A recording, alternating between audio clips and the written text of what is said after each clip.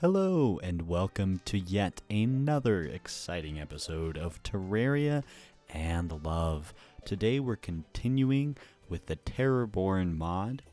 Last time we got a general feel for the mod, got a few interesting weapons and unique accessories to the mod, and met this skeleton NPC dude. Now we haven't beat any bosses today, so starting out that was really my objective. I wanted to see what kind of adjustments Terrorborn made to some of the bosses, and then try to beat a few of them.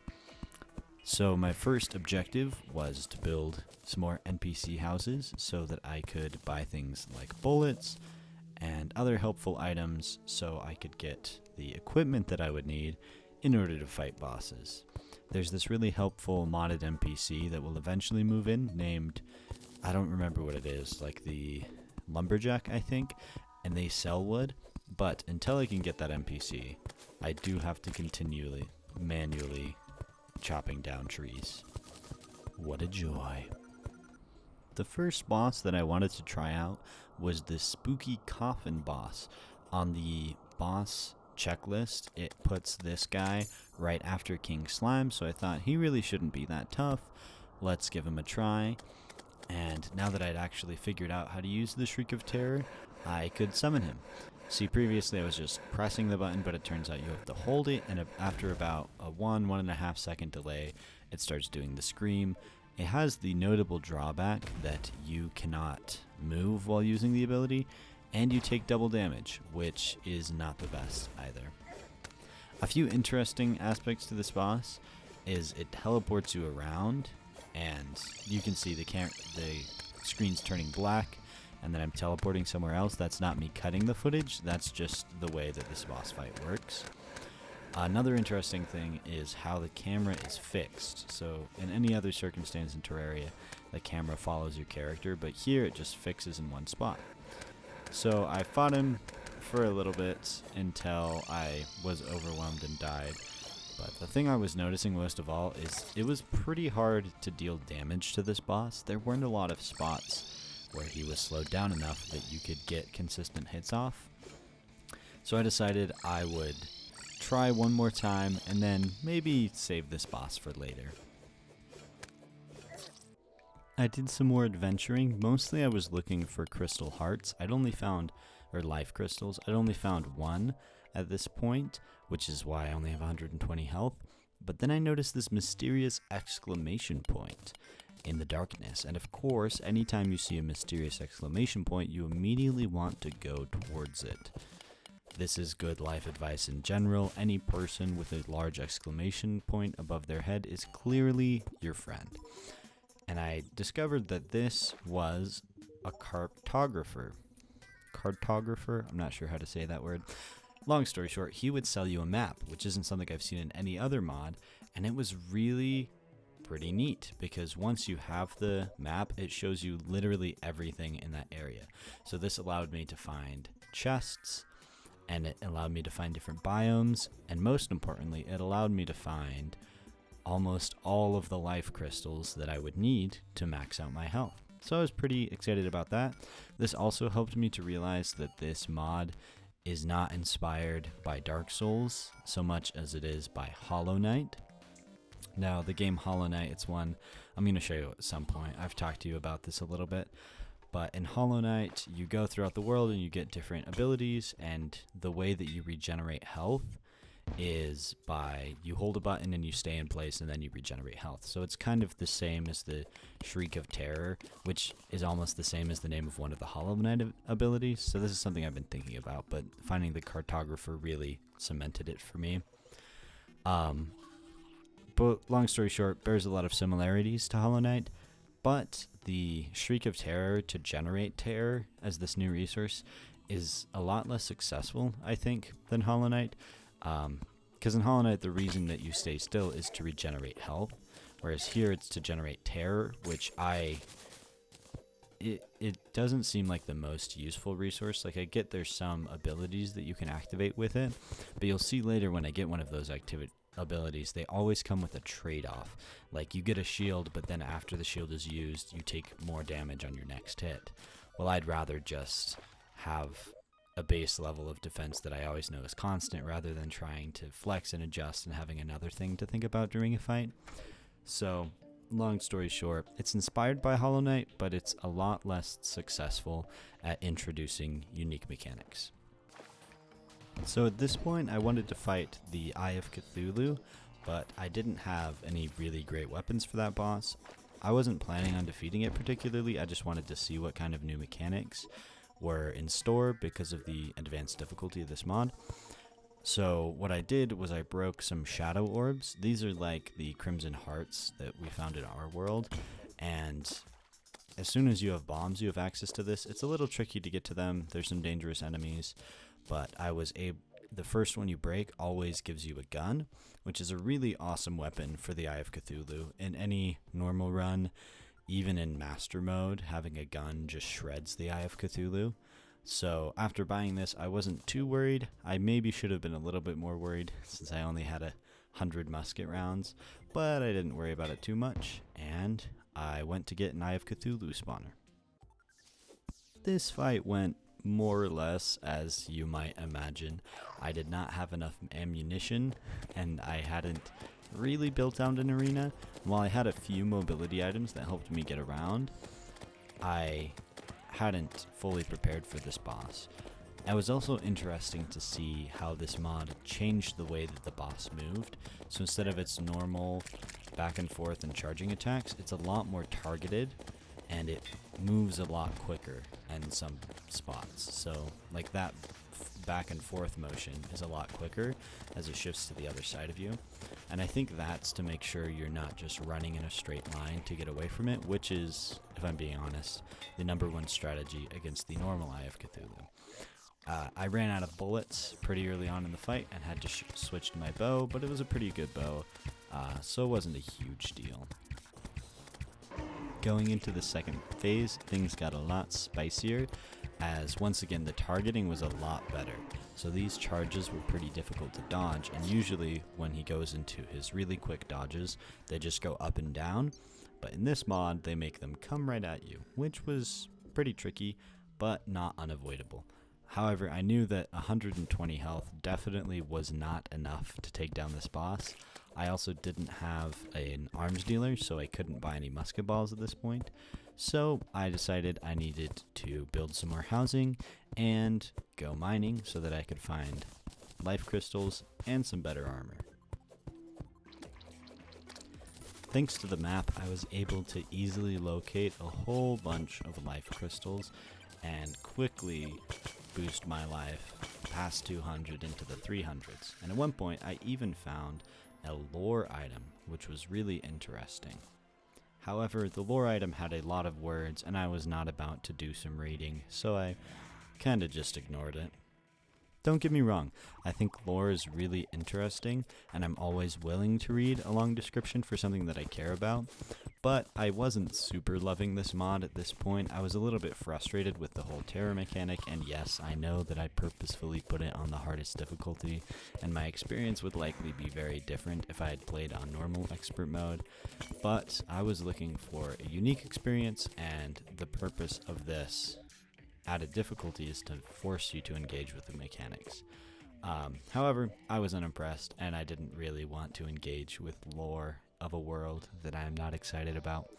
When we play through a mod like Calamity, that has a lot of lore items, and I've read every single one of them because I think they're fascinating, and it does a great job at pulling the world together. So if you need Terraria lore, I will make you a Calamity Urn Infernum series for you and give you all of the juicy details. While I was underground getting life crystals, a goblin army decided to invade, which is very rude if you ask me. So I had to fight for my life for a little while. Not having as good of health regeneration and not having great items for crowd control made this a little bit tricky.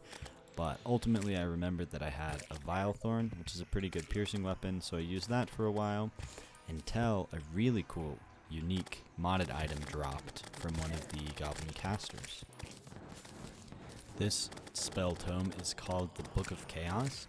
It shoots these projectiles that bounce between multiple enemies, and I found it really helpful for both crowd control against the goblins, but also fighting things like the Brain of Cthulhu that summons little minions. It was really nice. And for King Slime, who also has a lot of little minions, this book was just the best weapon that I found at the time. However, it did not make me immortal, so I still died a few times in fighting the goblins. After suiting up with some Steel armor, which allowed my terror to give me some extra buffs, I decided to take on King Slime once again. Now, you'll notice I'm using the Shriek of Terror right there at the beginning. That's because I need the terror in order to not have a debuff that decreases my damage. I honestly really like the redesign of King Slime here. There's a few things I like. He tells you where he's going to teleport to, so you'll notice there's a little flash on the screen of the location he's going to teleport to. I thought this was a nice touch, and it helped me to predict his movements, especially once I got used to it. As you can see here at the beginning of the fight, I was still figuring out that mechanic, but seems like I got it there. I also thought the spikes that he shot were a good addition, but he didn't shoot them when he was below me, which I thought was strange. In the Fargo Soul mod, he only shoots extra spike projectiles when he's below you, and that does a really good job of incentivizing you to keep King Slime on the same level as you, because if you do this approach, which is you make him fall through a platform, because if you're below on a platform or a surface below him, he'll drop through a platform. So using this approach, he'll just never use his spike shooting ability, which effectively makes this a normal expert mode King Slime, which is pretty much the same as a normal mode King Slime, just with extra health. Really not a threat if you get the movement down. You can see he got me decently low, but at this point in the fight, there really was no threat. I wasn't worried about being killed by King Slime that much. And so I just gotta hang out for a while, occasionally recharging my terror and blasting away until King Slime was defeated. Now when he died, he dropped an item that unlocked a new ability, this gelatin armor, which forms a shield around you for 15 seconds that can block a single attack, consuming 60% terror. As soon as I saw that it consumes 60% terror, I knew that I would probably never use this, and in fact I didn't even bother creating a key binding for it, because I need to have a little bit of terror in order to not get the debuff, and in order to generate terror I have to be standing completely still, which just isn't practical in any boss fight, and the only time in which I would really want to have that gelatin shield is when I was in a boss fight. So I pretty quickly just wrote that ability off as one that I would never use, and was a little bit disappointed, because something like a gelatin shield seems like it has a lot of potential, but just the way that you charge up terror is something that I couldn't figure out or really embrace as I was playing this mod. I spent a little bit of time setting up a magic storage so I wouldn't have to have separate chests. I could just dump everything into one chest. This is such a useful mod. I love it so much. And then once that was set up, it was back to the bosses, baby. I fought this guy a whole bunch of times, and I got him down to his second phase, so below half health, several times, but the problem was there were only a few attacks that would, actually just really one attack that would let me recharge my terror, which I needed in order to continue surviving this boss fight. It's that attack where it just stands still and walks, or not stands still, but he just walks towards you slowly. However, when he gets to his second phase, you can't even charge terror during that. Because you see those things dropping from the ceiling, it punishes you if you try to stop and charge for terror, which really confused me, because this is a boss that's specifically designed for this mod, and yet the boss's design makes it absolutely impossible for you to ever charge terror, which is the resource from this mod. So it's almost as if the whole design philosophy behind this boss is to make it impossible to engage with the primary mechanic of the mod. That was pretty confusing for me, and ultimately, spoilers, one of the reasons that I decided to stop playing this mod. Because after fighting this guy a whole bunch of times, I just really was not having that much fun. I felt like I was fighting against the mechanic. You can see there I took over 100 damage because I was trying to use the terror mechanic, and the game, it's just designed to make you stop using them. So because that is designed poorly, and because these bosses just felt random and impossible to deal with, not that their attacks were impossible to dodge, but they just felt unfair or spammy sometimes, which really does not pair well with that terror ability. This is also seen with the Eye of Cthulhu. After fighting this boss a few more times, I could consistently get it down to its second phase, and while I was losing a reasonable amount of health, I was pretty confident I could do it. And then this attack came out, this crazy flamethrower that seems completely impossible to dodge. Yeah.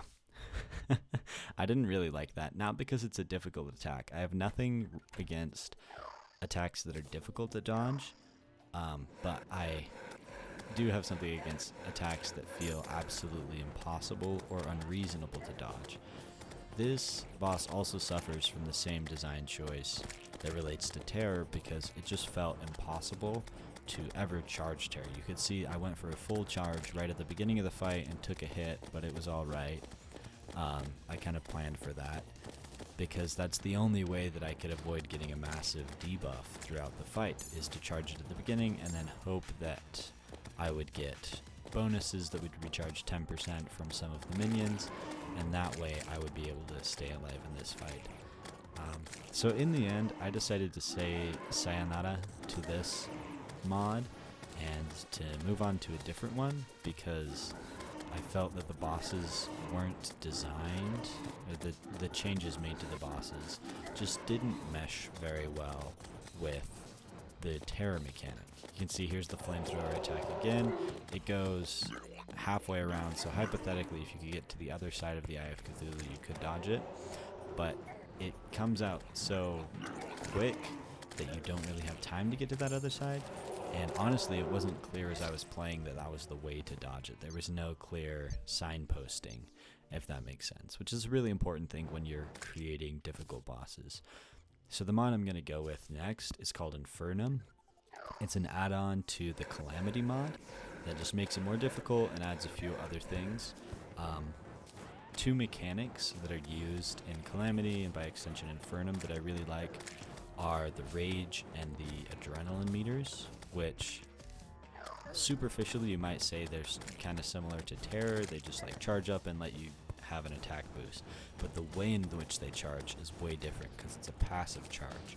So Rage builds up anytime you're around enemies, and Adrenaline builds up as you go through a boss fight without taking any damage, and having a fully charged Adrenaline bar means that you can get a huge damage boost for a short amount of time, or you can block the next incoming attack or take away 50% of the damage from an incoming attack. So then there's a design incentive for every single attack in the game to be dodgeable. It's designed like you should be able to do all of the Calamity bosses hitless if you know how to dodge in the right way. And it's designed that way, and a lot of people have done hitless runs of Calamity and Infernum as a result. Whereas with this mod, the design philosophy behind the bosses does not match up with the special ability, because the special ability requires you to stand in place, and the bosses block you from standing in place. So all in all, I would rate this mod good ambiance out of 10. It has some interesting ideas and good vibes, but ultimately its primary mechanic fails to deliver, and because of that, I'm not really interested in playing it. Well, that's everything I have for you today. Hope you enjoyed this longer video with me rambling about more things, and I will talk to you tomorrow, because you hopefully will have survived the plane ride.